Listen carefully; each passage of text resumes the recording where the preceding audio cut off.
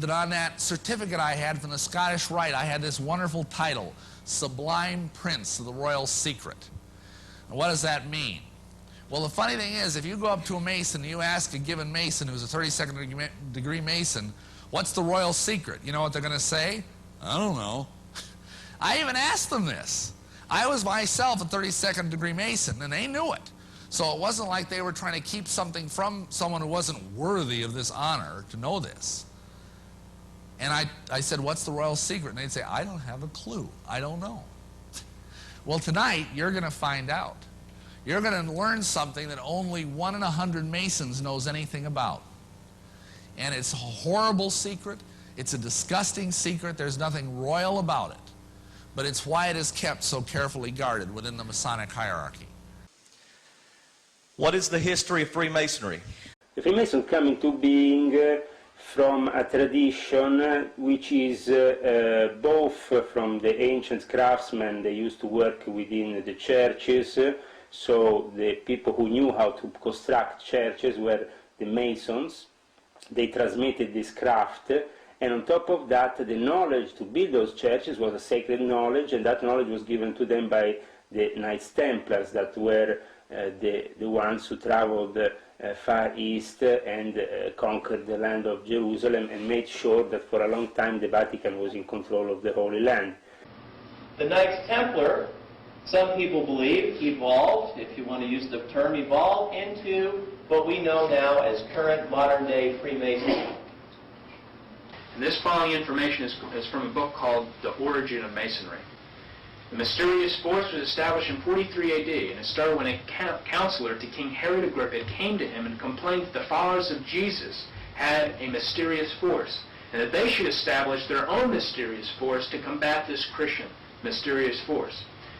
And the purpose of this group was to attack the teachings of Jesus and in order to preserve Judaism.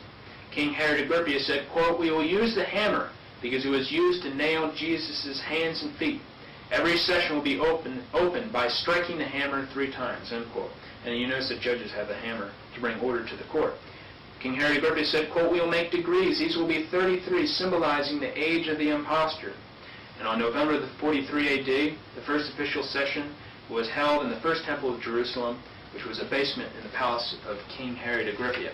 The meeting of the mysterious force was always held in the temple. That was the name, the temple. And in 1717, modern Freemasonry changed it to the name of lodge. There are different orders, different types of organizations in Freemasonry. So the Mason begins his Masonic career with the first 3 degrees, the 3 degrees of the Blue Lodge: Entered Apprentice, Fellow Craft, and Master Mason. If he wishes, he can stop Masonry after he's finished those first 3 degrees and call himself a Master Mason of the Blue Lodge. If he wishes, he can continue up the York Rite ladder or the Scottish Rite ladder. In the York Rite, there are another 10 degrees in the York Rite, and if he completes those extra 10, he can become and call himself a Knights Templar Mason. And if he goes up the Scottish Rite ladder, there are another 30 degrees in the Scottish Rite.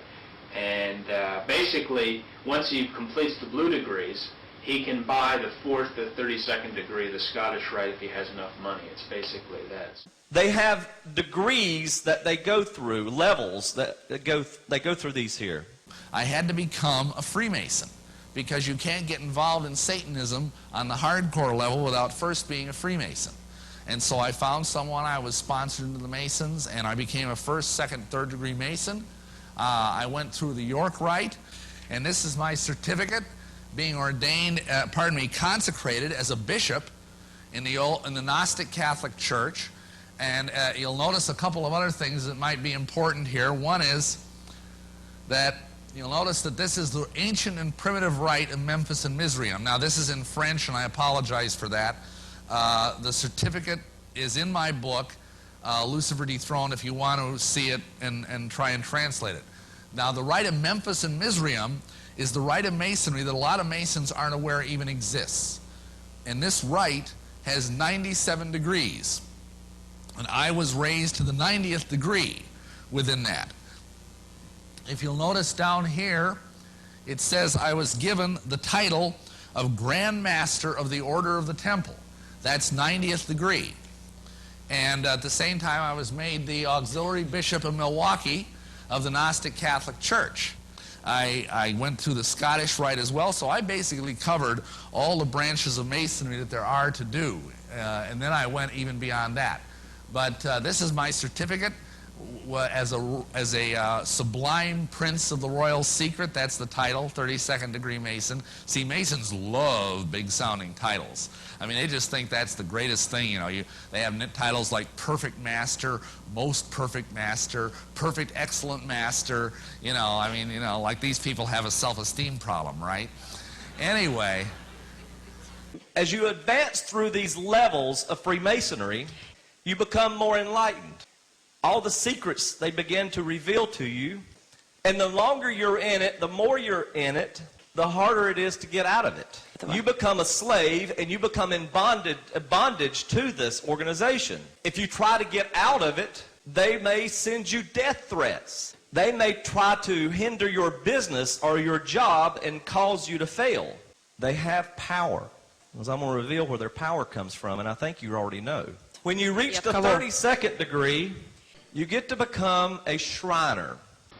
And the Shriners are a special group of Masons made up of 32nd and 33rd degree Scottish Rite Masons and 13th degree or Knights Templar York Rite Masons. The Shriners claim to be a charitable organization, yet the facts prove that isn't the case. The mystic shrine, first of all, it's all Islamic. You swear on the Quran, you swear in the name of Allah, the God of my forefathers, the God of the Muslim and the Muhammadan. That's how the oath is sworn. And I'm sorry, Allah is not my God, and He's not the God of my forefathers, one way or the other. And in addition to that, there's a whole bunch of ungodly tomfoolery that I don't have time to even get into. But a Shriner is one of these people who wears these little red hats. It may have some funny symbols on it.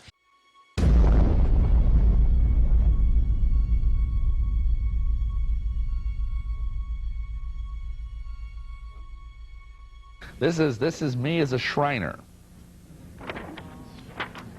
That was taken about 1980. That was my official shrine portrait, which they took as part of my initiation. In my country, where I live, they have these funny hats with feathers, big long, looks like pheasant feathers. In the United States, the hats are a little different looking, but they're always red. Ain't that pretty hat? Do you see this over here?